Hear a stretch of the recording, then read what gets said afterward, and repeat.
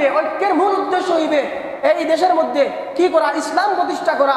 ইসলাম প্রতিষ্ঠা করলে যত কি রয়েছে, ফাসাদ রয়েছে, ফিতনা ফাসাদ রয়েছে, সবকিছু ধ্বংস হয়ে দিবে। যেমন আমি একটি উদাহরণ দিয়ে শেষ করে দিচ্ছি।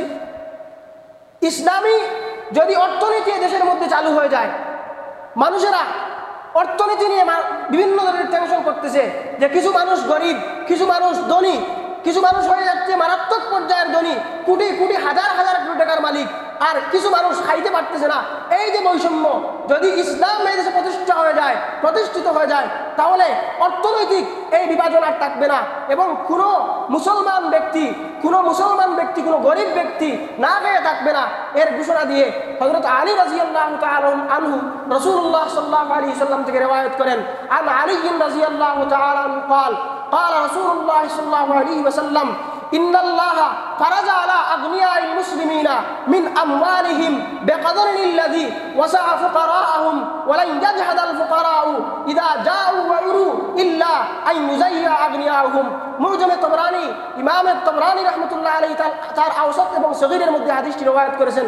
হাদিসের মধ্যে রয়েছে আল্লাহ পাক রব্বুল আলামিন মুসলমানদের ধনীদের মালের মধ্যে এতটুকু পরিমাণ মাল গরিবদেরকে দেওয়া ফরজ সাব্যস্ত করেছেন, যতটুকু মাল গরিবদেরকে দান করলে কোনোদিন কোনো গরিব না খেয়ে থাকবে না, কোনো মানুষ গৃহহীন থাকবে না। আর যদি ধনীরা এই কার্য সম্পাদন না করে, যাকাত না দেয়, তাদের উপর ফরজকৃত দান সমূহ যদি না দেয়, তাহলে মানুষ ক্ষতিগ্রস্ত হইবে। পক্ষান্তরে এ দেশের এবং বিশ্বের বর্তমান ইকোনমিক অবস্থা, অর্থনৈতিক প্রেক্ষাপট সুদভিত্তিক হওয়ার কারণে আজকে সালমান এফ রহমানের মতো ব্যক্তি, এই সমস্ত কুলাঙ্গাররা দেশের সমস্ত অর্থনীতিকে লুটপাট করে ফেলতে পারছে। কি ইসলামী অর্থনীতি না থাকার কারণে, কারণ কি সুদভিত্তিক অর্থনীতি থাকার কারণে দেশের মধ্যে এই আইন চালু হয়েছে যে সুদের মাধ্যমে কোনো শিল্পপতি ব্যক্তি কোটি কোটি টাকা কি করতে পারে, নিতে পারে, ঋণ নিতে পারে, আর পার্সেন্টেজ হিসাবে কি ঋণ দিবে, পার্সেন্টেজ হিসাবে সুদ দিবে। কিন্তু ইসলামী অর্থনীতি যদি আজকে থাকতো তাহলে এরকম কি হইতো না, এরকম ঋণ নেওয়ার সুযোগ থাকতো না। কারণ ইসলামী অর্থনীতির মধ্যে হয়তো কর্জে হাসানা, কোনো ব্যক্তি কাউকে হাজার হাজার কোটি টাকা কর্জে হাসানা দিতে পারে না।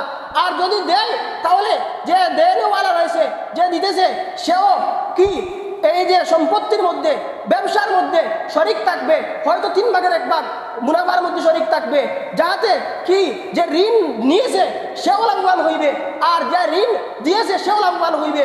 আর সুদভিত্তিক লেনদেনের কারণে যে নিতেছে সে কি অল্পমাত্র টাকা যদি সুদ দেয় তাহলে অল্পমাত্র টাকা ব্যাংকের নিকট দিতেছে, আর অবশিষ্ট সমস্ত টাকা সে এবং মুনাফা টাকা সব কিছু সে নিয়ে যাচ্ছে।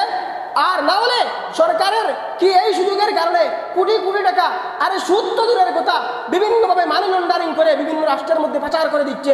এই সুযোগ ইসলামী অর্থনৈতিক ব্যবস্থা না থাকার কারণে হচ্ছে। এবং কি যদি ইসলামী অর্থনীতি থাকতো, ইসলামী অর্থনীতি থাকলে এরকম ফিতনা ফাসাদ এবং চুরি বাটপারের সুযোগ থাকতো না। কারণ কোরআনে কারীমের মধ্যে আল্লাহ ঘোষণা দিতেছেন যে ইন্না হাযাল কুরআনা ইয়াহদি লিল্লাতী হিয়া আকওয়াম, যে এই কোরআন এমন দিকে পথ প্রদর্শন করে, এমন ব্যবস্থার দিকে পথ প্রদর্শন করে যে ব্যবস্থা দুনিয়া এবং আখিরাতের মধ্যে সর্বোৎকৃষ্ট ব্যবস্থা। আল্লাহ পাক রব্বুল আলামিন আমাদেরকে বুঝার তৌফিক দান করুন। এবং এ জাতীয় রাষ্ট্র ব্যবস্থা গঠন একমাত্র ঐক্যের মাধ্যমে সম্ভব। সাহাবায়ে কেরামগণ ঐক্যের মাধ্যমে করেছেন। ফাআল্লাফা বাইনা কুলুবিকুম ফাসবাহতুম বিনিয়ামাতি ইখওয়ানা, ঐক্যের মাধ্যমে সম্ভব হয়েছে। আল্লাহ পাক রব্বুল আলামিন আমাদেরকে বুঝার তৌফিক দান করুন। ওয়া আখিরু দাওয়ানা আলহামদুলিল্লাহি রাব্বিল আলামিন।